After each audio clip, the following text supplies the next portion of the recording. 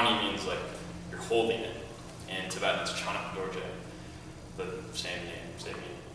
And he's the manifestation of power. Now, the power that comes naturally as a consequence of enlightenment. So we could call it enlightened power or the power of enlightenment. Both would be correct.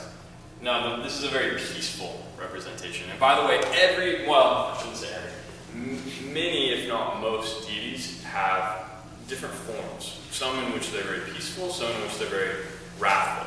Now, they're not angry, they're wrathful, meaning they're activated, their energy is up, and they sort of look as if they might be angry, but what they're wrathful toward is the negativity that we all have. Right? So they're wrathful, they're like, we're going to get to business, we're going to move through this. It's that kind of attitude. So the very common representation of Vajrapani is this wrathful form, where his limbs are thicker, he's surrounded by this fire. It's actually the fire at the end of time. And he's holding the Vajra. It's not seated on a lotus, he's holding it in his hand. And he's brandishing it, essentially. So Vajrapani, let's look at it from the iconographical perspective. The right-hand side, of course, is the compassion side, and he's brandishing that Vajra, which sometimes gets translated as thunderbolt, sometimes as diamond, sometimes as, adamantine, like unbreakable.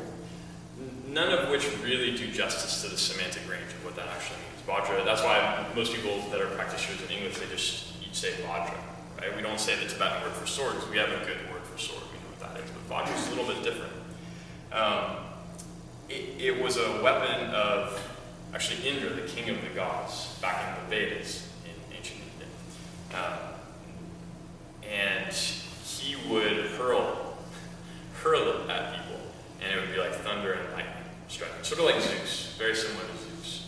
But it also had the quality of being completely unbreakable.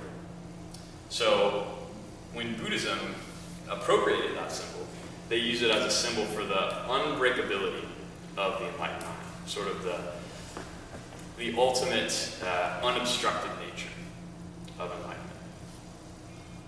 So he's holding that and brandishing it. He's kind of coming for our kleshas, our veils, our stains that are keeping us from enlightenment. In his left hand, here I don't see it, but sometimes he's holding a lasso, like a chain or something to bind these things. But here he's just doing that mudra that's similar to the teaching mudra. But if you see his feet, he's trampling with his right side, and he's doing that dancer's pose, or sometimes warrior's pose, and he's stepping very forcefully, trampling.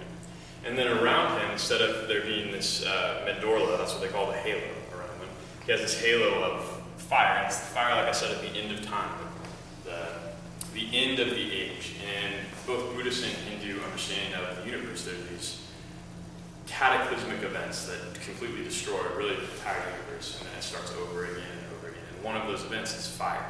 And that right here is a trope on the consuming nature of resting in the nature of one's mind, or resting in enlightenment, or resting in Buddha nature.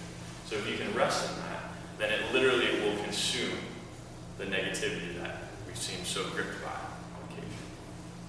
So that's the more wrathful form. Here, he's in a more peaceful form, and he's holding the stem of a lotus again, and lotus is coming up and blossoming, and then the Vajra is just resting there. So he's not brandishing it. And if you can see the difference, now it's no longer in his right hand, so it's no longer an active of coming for these delusions. Instead, this is the nature of wisdom. So interesting.